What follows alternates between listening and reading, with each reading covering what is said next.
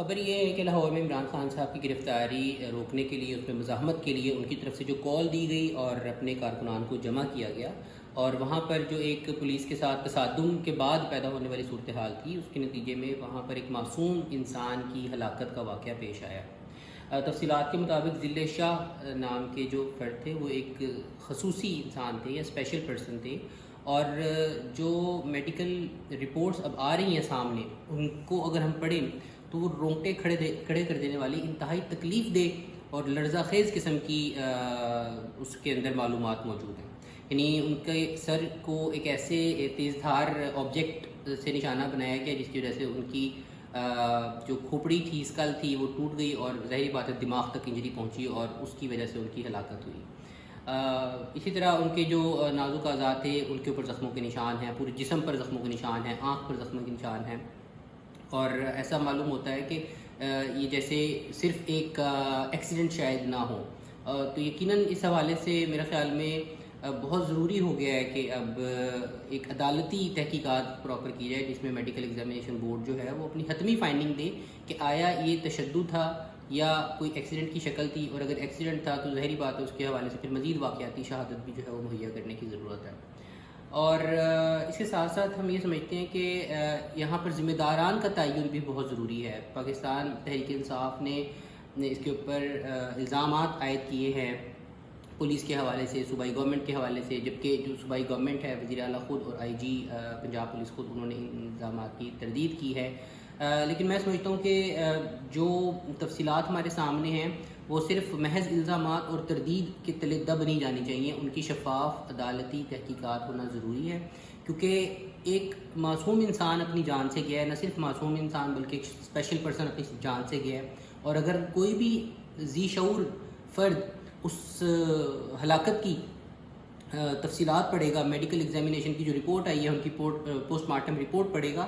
تو وہ اندر تک کانپ جائے گا۔ یعنی اس میں اتنی بری تفصیلات ہیں ان کو آنے والی چوٹوں کے حوالے سے، تو یہ اس کے حوالے سے بہت ضروری ہے کہ آئندہ ایسے واقعات نہ ہوں، اور کسی بھی انسان کی جان، ایک انسان کا قتل پوری انسانیت کا قتل ہے۔ ہمارے سامنے تو یہ تعلیمات موجود ہیں۔ تو ایک معصوم انسان جو کہ اپنے قطع نظر وہ کس پارٹی کو سپورٹ کر رہا ہے، میرے خیال میں ہر انسان کو حق ہے کہ وہ اپنی پسند کی پارٹی کو سپورٹ کرے، چاہے وہ تحریک انصاف کے ووٹر ہیں یا کسی اور پارٹی کے، اور کسی بھی انسان کی جان لینے کا حق کسی بھی حکومتی ادارے کو اس انداز میں یا کسی بھی فرد یا گروہ کو نہیں ہے کہ وہ اپنے ذاتی مفادات کے لیے یا کسی بھی قسم کے اور مفادات کے لیے، پوائنٹ سکورنگ کے لیے ایسے کام سے کر گزریں جہاں پر ایک انسان اپنی جان سے جائے۔ اس تمام گفتگو کا دوسرا پہلو اور اس تمام واقعات کا دوسرا پہلو یہ ہے کہ عوام کو اب سمجھنے کی ضرورت ہے کہ وہ سیاستدانوں کے لیے زندہ باد، مردہ باد، پہرے داری، ہٹو بچو اور ان تمام قسم کی ایکٹیویٹیز سے اپنے آپ کو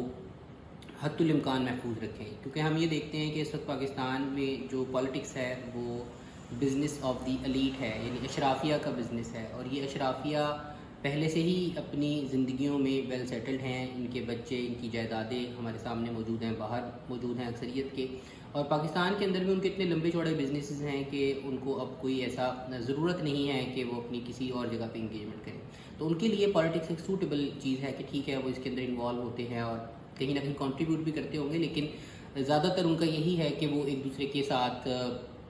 مسلسل ایک لیگ پولنگ کی کیفیت ہے اور مینیپولیشن کی کیفیت نظر آتی ہے۔ اور اب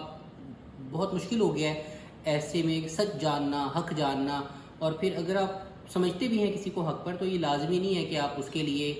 ڈنڈے کھائیں، اس کے لیے کسی ایسی کیفیت سے خود کو دوچار کریں جو آپ کی اپنی جان کے لیے، آپ کے اہل خانہ کے لیے پریشانی کا باعث ہو، جس میں آپ کی پراپرٹی کا جو ہے وہ ڈیمیج ہو، جس میں آپ کی جان کا ڈیمیج ہو، جس میں آپ کی ریپیوٹ کا ڈیمیج ہو۔ تو یہ تمام چیزیں میں سمجھتا ہوں کہ ہمارے عوام کو بھی اس حوالے سے سوچنے کی ضرورت ہے کہ ایک دفعہ خود سے وہ اپنا احتساب کریں کہ کیا ہمارے پاس ہماری اپنی زندگیوں میں کرنے کو کچھ نہیں ہے، کیا ہم اپنے بچوں کو، اپنے پیاروں کو اس طرح کسی بھی سیاستدان کی حفاظت کے لیے بھیج دیں؟ کیا